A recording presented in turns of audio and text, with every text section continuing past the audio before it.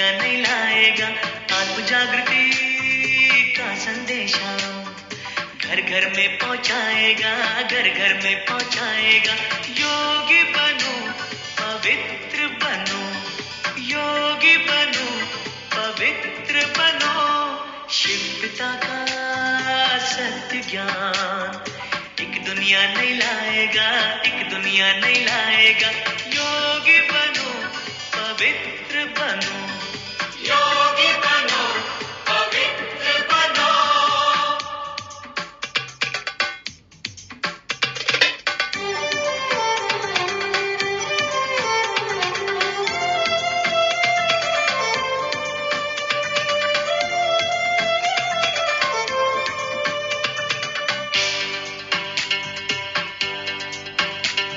शिव का अर्थ कल्याणकारी, इसलिए शिव कहते हैं। ब्रह्मा तन में होते अवतरित, जग परिवर्तन करते हैं। अविनाशी सुख शांति के लिए विश्व को दिशा दिखाएगा। आत्म जागृति का संदेशा घर घर में पहुंचाएगा, घर घर में पहुंचाएगा। योगी बनो, पवित्र बनो, योगी बनो, पवित्र बनो।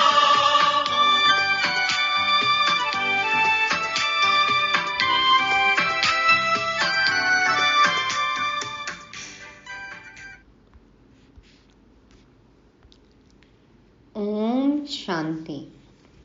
तन मन धन से भारत की सच्ची रूहानी सेवा करने वाले बेफिक्र समर्थ ब्राह्मणों को गॉडली मॉर्निंग। ज्ञान सागर बाप आए हैं आज हमारी ज्ञान तलवार की धार को तेज करने के लिए, ताकि हम खुदा का पैगाम हर बंदे तक पहुंचा सकें।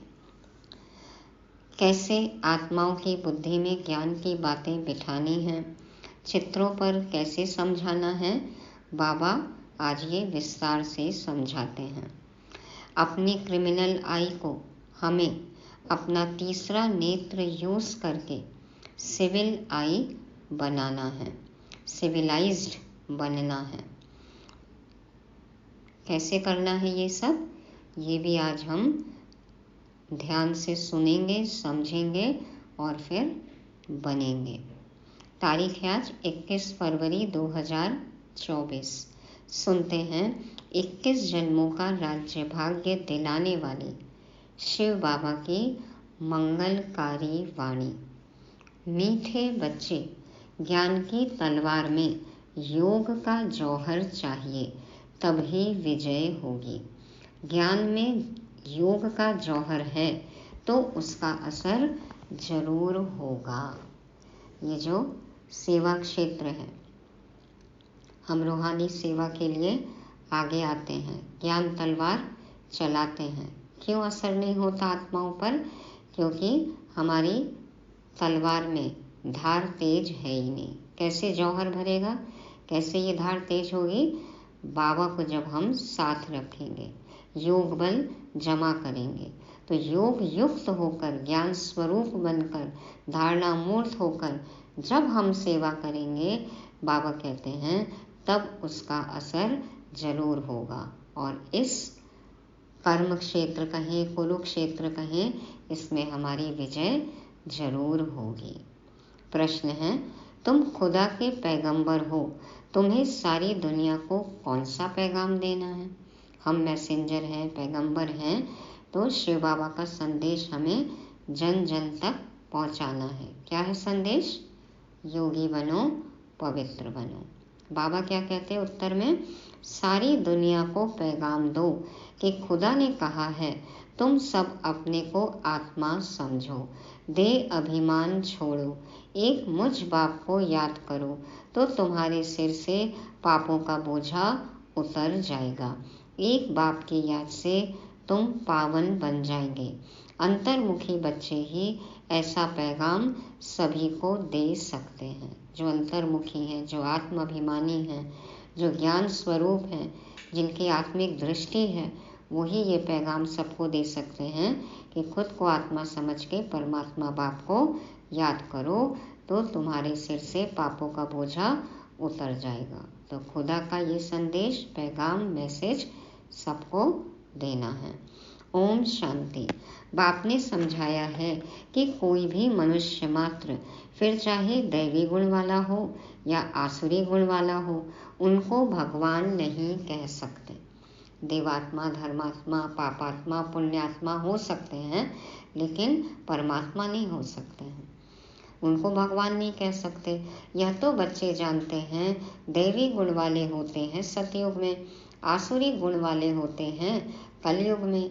इसलिए बाबा ने लिखत भी बनाई है कि दैवी गुण वाले हो या आसुरी गुण वाले, सतयुगी हो या कलयुगी, यह बातें बड़ी मुश्किल से मनुष्यों को समझ में आती हैं। तुम सीढ़ी पर बहुत अच्छी रीति समझा सकते हो। तुम्हारे ज्ञान के बाण बहुत अच्छे हैं, परंतु उसमें जौहर चाहिए।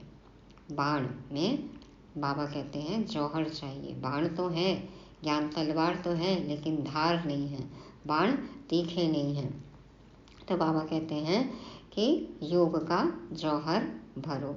जैसे तलवार में भी जौहर होता है, कोई बहुत तीखे जौहर वाले होते हैं। जैसे गुरु गोविंद सिंह की तलवार विलायत चली गई है ना, इतनी फेमस तलवार सिखों के गुरु, तो उनकी तलवार देखो विलायत तक गई। उस तलवार को लेकर परिक्रमा देते हैं, घूमते हैं उसके अराउंड, उसको लेकर हर जगह घुमाते हैं, तो बहुत साफ रखते हैं। कोई 2 पैसे की तलवार भी होती है जिसमें जौहर होता है, वह बहुत तीखी होती है, महंगी से महंगी भी होती है, सस्ती से सस्ती भी होती है, तो धार बहुत तेज होता है किसी में। तो बाबा कहते हैं कोई का तो बहुत दाम होता है और कोई 2 पैसे की तलवार भी है। तो बाबा कहते हैं जिसमें जौहर ज़्यादा होता है, तीखी होती है, उनका दाम बहुत होता है। सस्ती वाली से यदि महंगी वाली है तो उसमें धार तेज होएगी ना। तो बच्चों में भी ऐसे हैं, कोई में ज्ञान बहुत है, योग का जौहर कम है। ज्ञान सुनाने में तो माहिर हैं, लेकिन योग की कमी है। जो बांधेले हैं, गरीब हैं, वह शिव बाबा को बहुत याद करते हैं। तो कोई बांधेले बच्चे हैं, बांधेली माताएं हैं, तो बाबा कहते देखो वो ज़्यादा याद करते हैं। भले वो सामने सेवा में आ नहीं सकते, वाचा सेवा कर नहीं सकते, ज्ञान सुना नहीं सकते, लेकिन याद बहुत करते हैं। उनमें ज्ञान कम है, योग का जौहर बहुत है। तो जैसे तलवार का उदाहरण दिया बाबा ने, कोई कम पैसे की, कोई ज़्यादा पैसे की, कोई कम धार वाली, कोई तेज धार वाली, वैसे ही बच्चे कोई ज्ञान में तेज, कोई योग में तेज। तो बाबा कहते हैं जो बांधेले हैं, गरीब हैं, वह शिव बाबा को बहुत याद करते हैं। उनमें ज्ञान कम है, योग का जौहर बहुत है। वह तमो प्रधान से सतो प्रधान बन रहे हैं। जैसे एक अर्जुन भील का भी मिसाल दिखाते हैं। एकलव्य था ना, देखो अर्जुन की भी कहानी है और एकलव्य की भी कहानी है। अर्जुन से भी भील तीखा हो गया बाण मारने में। गुरु द्रोणाचार्य की मूर्ति बनाकर उसने अभ्यास किया, तो देखो अर्जुन से भी तेज हो गया। तो फिर उसका अंगूठा ले लिया गुरु दक्षिणा में। तो बाबा कहते हैं अर्जुन अर्थात जो घर में रहते हैं, रोज सुनते हैं, उनसे बाहर रहने वाले तीखे हो जाते हैं। जो मधुबन में सरेंडर हैं, जो बाबा के पास हैं, उनसे भी अपनी घर गृहस्थी में रहने वाले बाहर वाले तीखे हो जाते हैं, तेज हो जाते हैं। जिनमें ज्ञान का जौहर है, उनके आगे वह भरी ढोते हैं, कहेंगे भावी। कोई फेल होते हैं, वह दिवाला मारते हैं, तो नसीब पर हाथ रखते हैं। ज्ञान के साथ योग का जौहर भी जरूर चाहिए। जरूरी नहीं है कि मधुबन में रहने वाले तेज होंगे, तीखे होंगे। बाबा कहते हैं कि ज्ञान का जौहर, योग बल जिन्होंने जमा किया है, वो भी आगे जा सकते हैं। और कोई फेल हो जाते हैं, दिवाला मारते हैं, तो अपने नसीब को कोसते हैं ना। लेकिन बाबा कहते हैं ज्ञान भी चाहिए, योग भी चाहिए। जौहर नहीं तो गोया कुक्कड़ ज्ञानी है। सिर्फ ज्ञान सुनाने वाले, कुकड़ू को करने वाले, हाँ, मुरली सुनाने वाले, लेकिन धारणा मूर्त योग युक्त है ही नहीं, तो बाबा कहते हैं कुक्कड़ ज्ञानी हैं। बच्चे भी फील करते हैं, कोई का पति में कोई का किस में प्यार होता है। ज्ञान में बहुत तीखे होते लेकिन अंदर खिटखिट रहती है। यहाँ तो बिल्कुल साधारण रहना है। ज्ञान सुनाना बहुत सहज है, लेकिन ज्ञान स्वरूप बनना है, इसमें मेहनत है ना। तो बाबा कहते हैं यहाँ पे साधारण रहना है, कोई खिटखिट ना हो। जो भी है गुणमूर्त बनना है, धारणा मूर्त बनना है, ज्ञान स्वरूप बनना है, योग युक्त बनना है, तब तो होगी ना रूहानी सेवा।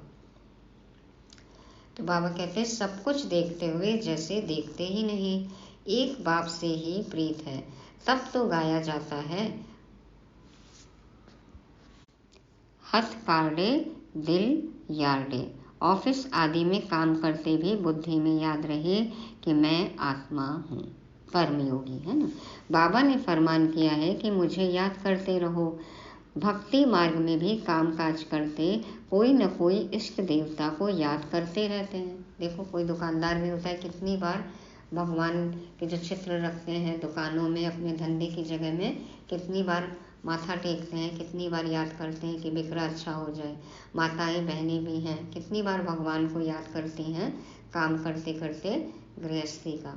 तो बाबा कहते हैं अपने इष्ट देवता को तो याद करते हैं सभी। वह तो है पत्थर का बुत, उनमें आत्मा तो है नहीं। लक्ष्मी नारायण भी पूजे जाते हैं, वह भी पत्थर की मूर्ति है ना। बोलो इनकी आत्मा कहाँ है? अब तुम समझते हो जरूर कोई नाम रूप में है, क्योंकि आत्मा तो अविनाशी है, तो कहीं न कहीं है। अब तुम फिर योग बल से पावन देवता बन रहे हो, एम ऑब्जेक्ट भी है।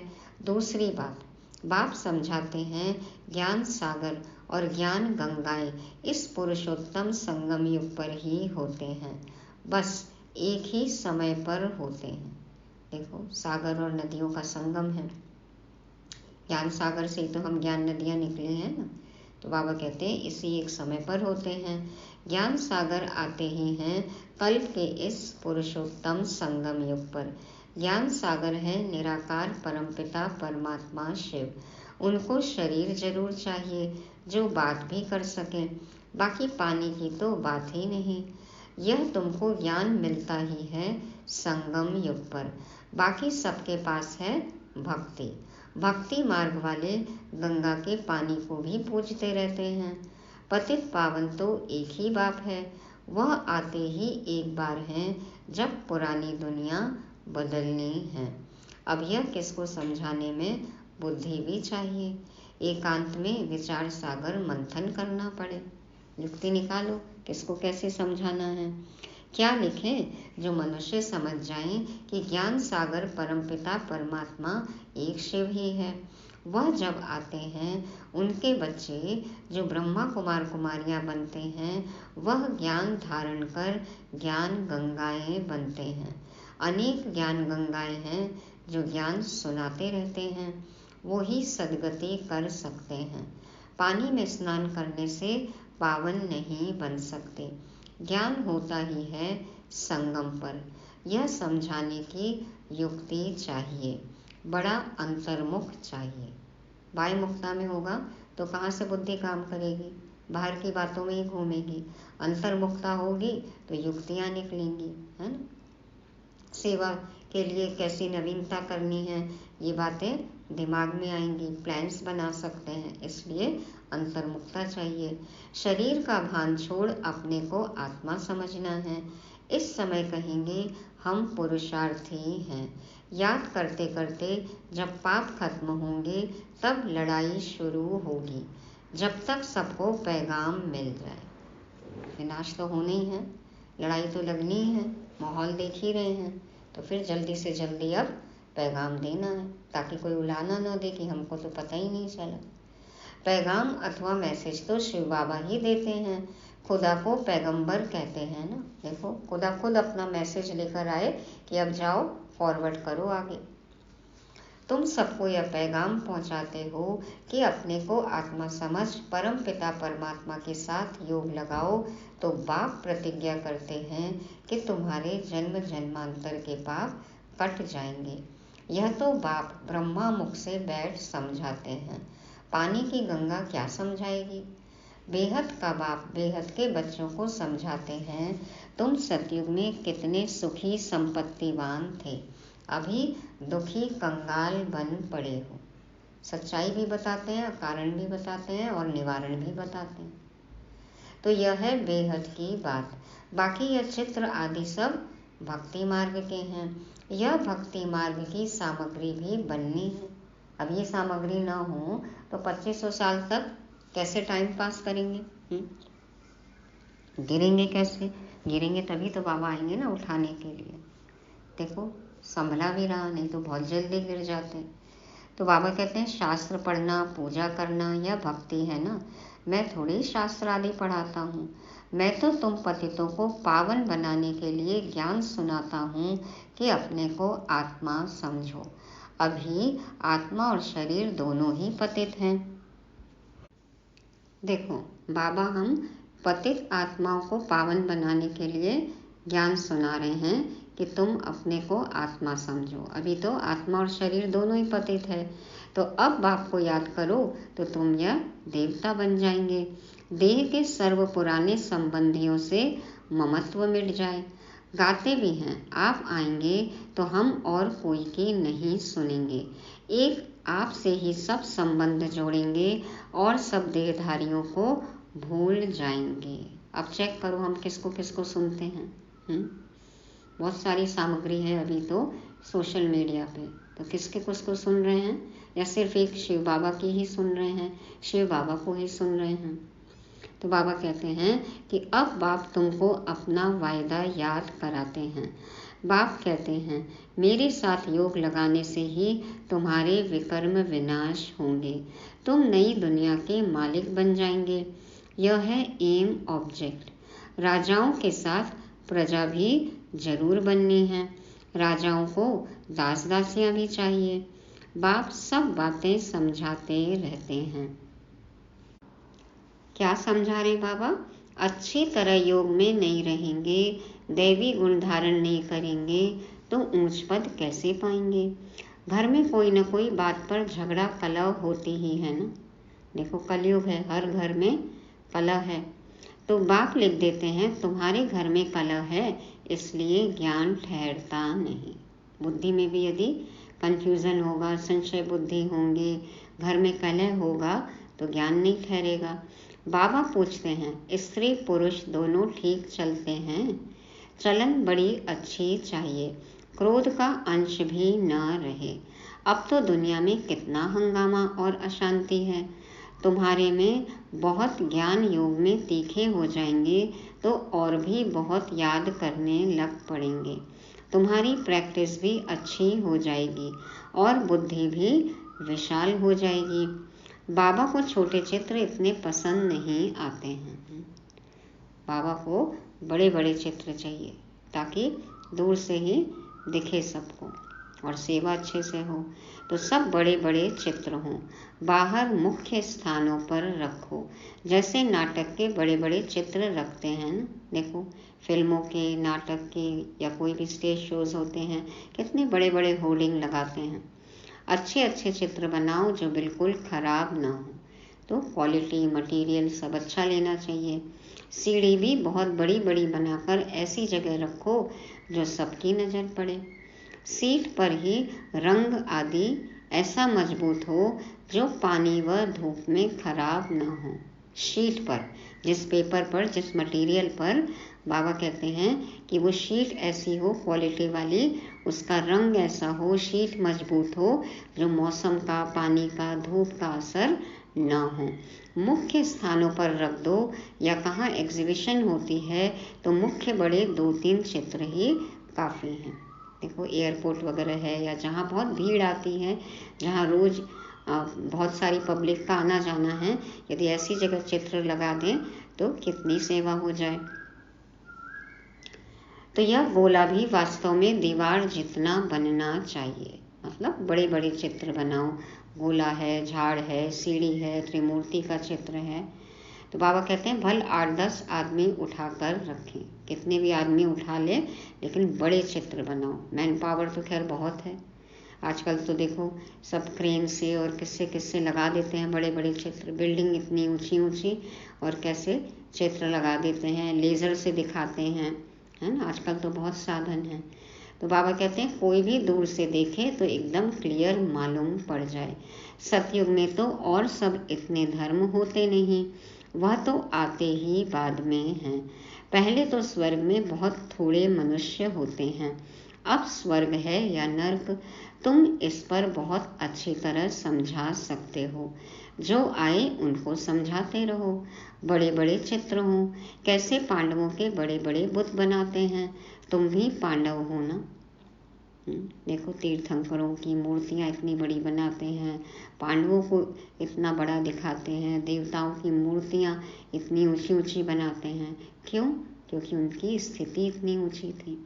वो चित्र तो बड़े लगाने हैं, लेकिन हम भी तो चैतन्य चित्र हैं ना, तो हमारी भी इतनी ऊंची अवस्था हो कि सेवा हो जाए। शिव बाबा तो संगम पर पढ़ाते हैं, वह श्री कृष्ण है सतयुग का फर्स्ट प्रिंस। तुम समझाते समझाते अपनी राजाई स्थापन कर लेते हो। कोई पढ़ते पढ़ते छोड़ देते हैं, स्कूल में भी कोई नहीं पढ़ सकते हैं तो पढ़ाई छोड़ देते हैं। यहाँ भी बहुत हैं जिन्होंने पढ़ाई को छोड़ दिया है, फिर वह स्वर्ग में नहीं आएंगे क्या? मैं विश्व का मालिक, मेरे से कोई 2 अक्षर भी सुने तो भी स्वर्ग में जरूर आएंगे। किसी ने मीठे बच्चे भी सुन लिया ना तो देखो वो स्वर्ग में आ जाएगा। कोई बोलता है आजकल? आज तक हमें किसी ने बोला कभी मीठे बच्चे हो तुम? माँ बाप भी देखो राजा बच्चे, प्यारे बच्चे बोलते हैं, क्यूटी पाई बोलेंगे। मीठे बच्चे तो किसी ने नहीं बोला जिस तरह से बाबा बोलते हैं। तो बाबा कहते हैं ज्ञान की कोई 2 अक्षर भी सुन ले, मन मना भाव मध्याजी भाव भी सुन ले, मीठे बच्चे सुन लें और भले ही कुछ पुरुषार्थ न भी करें तो भी स्वर्ग में तो आ ही जाएंगे ना। तो बाबा कहते हैं आगे चलकर ढेर सुनेंगे, आगे चलकर सुनेंगे तो, लेकिन पुरुषार्थ करने का समय ही नहीं रहेगा। तो यह सारी राजधानी स्थापन होती है कल्प पहले मिसल।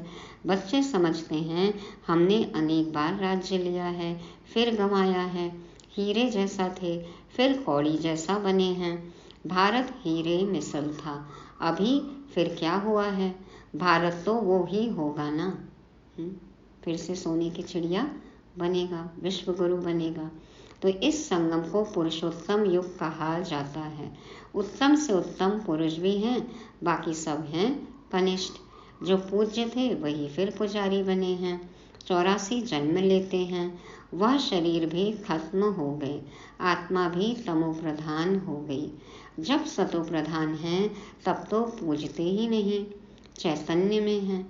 अब तुम शिव बाबा को चैतन्य में याद करते हो, फिर पुजारी बनेंगे तो पत्थर को पूजेंगे। अब बाबा चैतन्य है ना, फिर उनकी ही पत्थर की मूर्ति बनाकर पूजते रहते हैं। रावण राज्य में भक्ति शुरू होती है। आत्माएं वो ही हैं, भिन्न भिन्न शरीर धारण करती आई है। नीचे गिरने से ही भक्ति शुरू होती है। बाबा फिर आकर ज्ञान देते हैं तो दिन शुरू हो जाता है। ब्राह्मण सो देवता बन जाते हैं। अब तो देवता नहीं कहेंगे, दिव्य गुणों की धारणा नहीं है तो कैसे कहलाएंगे देवता? ब्रह्मा तो सतयुग में होता नहीं, यहाँ ब्रह्मा तपस्या कर रहे हैं। मनुष्य है ना, शिव बाबा को शिव ही कहा जाता है। इनमें है तो भी शिव बाबा कहेंगे, दूसरा कोई नाम नहीं रखा जाता। इनमें शिव बाबा आते हैं, सदा शिव कहते हैं ना। वह ज्ञान का सागर है, इस ब्रह्मा तन द्वारा ज्ञान देते हैं। तो चित्र आदि भी बड़ी समझ से बनाने हैं, इसमें लिखत ही काम में आती है। कोई चित्र देखेंगे उसमें लिखत समझानी पढ़ेंगे तो बुद्धि का ताला खुल जाएगा। इसलिए बाबा कहते हैं बहुत अच्छे से बड़े बड़े अच्छी क्वालिटी के चित्र बनाओ। और बाबा ने जो साक्षात्कार से बनवाया, दिव्य दृष्टि से बनवाया, ज्ञान के आधार पर बनवाया, जिसमें ज्ञान का पूरा सार है, ऐसे चित्रों से कितनी सेवा हो सकती है। तो बाबा कहते हैं इसमें लिखत ही काम में आती है। पतित पावन पानी का सागर या पानी की नदियां हैं, वह ज्ञान सागर और उनसे निकली हुई ज्ञान गंगाएं ब्रह्मा कुमार कुमारियां हैं। इनको ही बाप ज्ञान देते हैं। ब्रह्मा द्वारा जो ब्राह्मण बनते हैं वो ही फिर देवता बनते हैं। विराट रूप का चित्र भी बहुत बड़ा दिखाना है, यह है मुख्य चित्र। बाबा समझाते हैं, मीठे बच्चे, तुम्हें अपनी सिविल बुद्धि बनानी है। सिविल बुद्धि, हाँ, पहले आसुरी बुद्धि, क्रिमिनल बुद्धि, अब सिविल बुद्धि। कैसे बनेगी? कैसे हम बनेंगे सिविलाइज्ड? खुद को आत्मा समझे, औरों को भी आत्मा समझे। आत्मा आत्मा, भाई भाई। तो जब बाबा देखते हैं इनकी क्रिमिनल आई है तो समझ जाते हैं यह चल नहीं सकेंगे। तुम्हारी आत्मा अब त्रिकालदर्शी बनती है, यह कोई बिरला समझते हैं, बहुत बुद्धू हैं। बाप को फारकती दे देते हैं। यह तो बच्चे समझते हैं कि राजधानी स्थापन हो रही है, उसमें सब चाहिए, पिछाड़ी में सब साक्षात्कार होंगे। फर्स्ट क्लास दास दासियां भी बनेंगी। फर्स्ट क्लास दासी कृष्ण की पालना करेगी, बर्तन साफ करने वाली, खाना खिलाने वाली, सफाई करने वाली सब होंगी, यहाँ से ही निकलेंगी। देखो उनको भी नौकरानी कहा जाता है। हाँ, वो भी रानी होंगी। सफाई करने वाली रानी, खाना खिलाने वाली रानी, बर्तन साफ करने वाली रानी, सब नौकरानी। हाँ, हमें इनसे क्या लेना देना है? हम तो बनेंगे विश्व महारानी, है ना। तो बाबा कहते हैं सब यहाँ से ही निकलेंगी। फर्स्ट नंबर वाली जरूर अच्छा पद पाएगी। जो भी मेड्स होती हैं उनकी भी देखो हेड होती है। तो बाबा कहते हैं वह भासना आती है। फर्स्ट नंबर वाली जरूर अच्छा पद पाएगी, वह भासना आती है। बाबा को बच्चों से भासना आती है। यह बहुत अच्छे मुरली चलाते हैं, परंतु योग कम है। कोई स्त्री पुरुष से भी तीखी हो जाती है। एक ज्ञान में है, कहते हैं बाबा दूसरा पहिया ठीक नहीं है, एक दो को सावधान करना है। प्रवृत्ति मार्ग है ना। एक पहिया यदि ना चले तो क्या छोड़ देंगे ये मार्ग? एक पहिए की भी साइकिल आती है ना, देखो एक पहिए वाली से कैसे करतब दिखाते हैं। तो एकला चालू रहे, दो चले बहुत अच्छी बात है। एक अच्छा चलेगा तो उसका प्रभाव पड़ेगा, असर होगा, सकाश मिलेगा, दूसरा भी अपने आप चलने लगेगा। तो बाबा कहते हैं कि एक दो को सावधान करना है। प्रवृत्ति मार्ग है ना, जोड़ी एक जैसी चाहिए, आप समान बनाना है। जब खुद बाप समान बन जाएंगे ना तो और अपने आप समान बन जाएंगे। पिछाड़ी में तुम दुनिया को ही भूल जाएंगे। समझते हो ना कि हम हंस हैं या बगुला है, किसमें कोई अवगुण किसमें कोई। हम भी तो पहले वही थे ना, बगुला, लेकिन देखो बाबा के साथ रहे तो हंस बन गए। तो हमारे साथ भी जो रहेगा, हम हंस बने रहेंगे तो बगुले भी हंस बन जाएंगे। तो बाबा कहते हैं किसमें कोई अवगुण किसमें कोई। चटा भेटी भी चलती है ना, गिरते संभलते हैं, चटा भेटी चलती है, कंपटीशन चलता है, आपस में थोड़ा मतभेद भी होता है, लेकिन बाबा कहते हैं मेहनत बहुत है। मेहनत करेंगे तो फिर धीरे धीरे अवगुण निकलते जाएंगे। चटा भेटी है ना, कभी बाबा की तरफ आ जाते हैं, कभी माया की तरफ चले जाते हैं। तो इसमें मेहनत तो बहुत है भी बहुत सहज। सेकंड में जीवन मुक्ति, बिगर कौड़ी खर्च ऊंच से ऊंच पद पा सकते हैं। गरीब जो हैं वह अच्छी सर्विस करते रहते हैं। यह तो पता है ना कि कौन कौन खाली हाथ आए हैं। बहुत कुछ ले आने वाले आज हैं नहीं, और गरीब बहुत ऊंच मर्तबा पा रहे हैं। तो स्थूल धन की बात नहीं है, कितना हम यज्ञ में धन बचत कर रहे हैं, कितना हम अपने तन मन ज्ञान धन से सेवा कर रहे हैं, तो सबका खाता जमा होता है और ऊंच पद हम पा सकते हैं। अच्छा, मीठे मीठे सिकी लदे बच्चों प्रति माता पिता बाप दादा का याद प्यार और गुड मॉर्निंग। रूहानी बाप की रूहानी बच्चों को नमस्ते। हम रूहानी बच्चों की रूहानी बाप दादा को याद प्यार गुड मॉर्निंग और नमस्ते। शुक्रिया बाबा, शुक्रिया। धारणा के लिए मुख्य सार। पहला पॉइंट, ज्ञान तलवार में याद का जौहर भरने के लिए कर्म करते अंतर्मुखी बन अभ्यास करना है कि मैं आत्मा हूँ। कर्मयोगी बनना है। मुझ आत्मा को बाप का फरमान है कि निरंतर मुझे याद करो। एक बाप से सच्ची प्रीत रखो। देह और देह के संबंधियों से ममत्व निकाल दो। दूसरा, प्रवृत्ति में रहते एक दो को सावधान कर हंस बन ऊंच पद लेना है। क्रोध का अंश भी निकाल देना है। अपनी सिविल बुद्धि बनानी है। वरदान, साक्षी हो, कर्मेंद्रियों से कर्म कराने वाले, कर्तापन के भान से मुक्त, अशरीरी भव। साक्षी हो, कर्मेंद्रियों से कर्म कराने वाले, कर्तापन के भान से मुक्त, अशरीरी भव। बाप दादा समझाते हैं, जब चाहो शरीर में आओ और जब चाहो अशरीरी बन जाओ। कभी एंट्री, कभी एग्जिट। कोई कर्म करना है तो कर्मेंद्रियों का आधार लो, लेकिन आधार लेने वाली मैं आत्मा हूँ यह नहीं भूले। करने वाली नहीं हूँ, कराने वाली हूँ। मैं आत्मा इन कर्मेंद्रियों से कर्म करा रही हूँ। जैसे दूसरों से काम कराते हो तो उस समय अपने को अलग समझते हो, वैसे साक्षी हो, कर्मेंद्रियों से कर्म कराओ तो कर्तापन के भान से मुक्त, अशरीरी बन जाएंगे। मैंने किया, मैं कर रहा हूँ नहीं, मैं आत्मा अपनी कर्मेंद्रियों से करा रही हूँ। मैं अलग, शरीर अलग, मैं अलग, ये कर्मेंद्रियाँ अलग। तो बाबा कहते हैं तो कर्तापन के भान से मुक्त अशरीरी बन जाएंगे। कर्म के बीच बीच में 1-2 मिनट भी अशरीरी होने का अभ्यास करो तो लास्ट समय में बहुत मदद मिलेगी। जितना ये अशरीरीपन का अभ्यास होगा ना तो आत्मा फट से शरीर छोड़ देगी। नहीं तो आत्मा देखो अटकी रहती है। वेंटिलेटर पे भी देखा है ना, तड़पते रहते हैं लेकिन शरीर छूटता ही नहीं है। न जाने कौन सा बंधन है, किस में बंधन है, किसको हमारे में बंधन है, कहाँ बुद्धि अटकी हुई है, किसकी बुद्धि हम में अटकी हुई है, जो आत्मा शरीर छोड़ ही नहीं रही है। इसलिए बार बार अशरीरीपन का अभ्यास करना है, नष्टो मोहा बनना है और किसी का भी मोह हम में न रहे, वो भी हिसाब किताब पूरा करना है। अशरीरी भाव। स्लोगन है, विश्व राजन बनना है तो विश्व को सकाश देने वाले बनो। विश्व राजन बनना है तो विश्व को सकाश देने वाले बनो। सकाश देंगे, वाइब्रेशन देंगे, शुभ भावना, शुभ कामना से पालना करेंगे तभी तो विश्व राजन बनेंगे ना।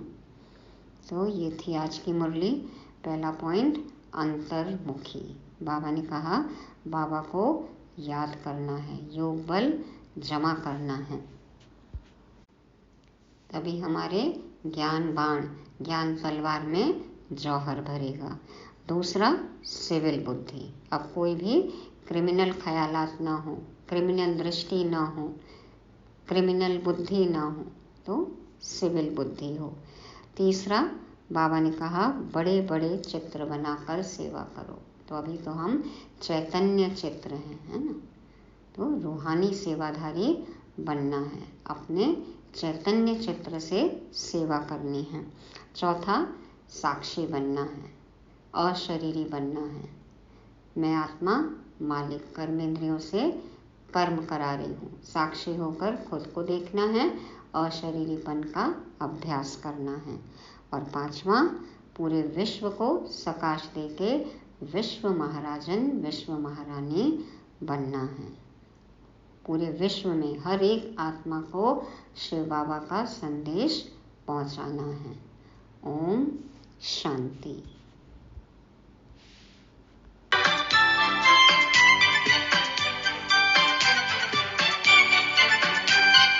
माता पिता है, बंधु सखा वो सबका सद्गुरु साथी है। जिस आत्मा को साथ मिला वो देवात्मा बन जाती है।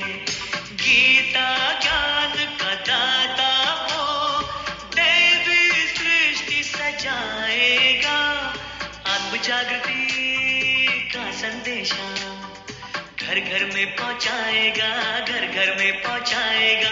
योगी बनो, पवित्र बनो, योगी बनो, पवित्र बनो। शिव पिता का सत्य ज्ञान एक दुनिया नहीं लाएगा, एक दुनिया नहीं लाएगा। आत्म जागृति का संदेशा घर घर में पहुंचाएगा, घर घर में पहुंचाएगा। योगी बनो, पवित्र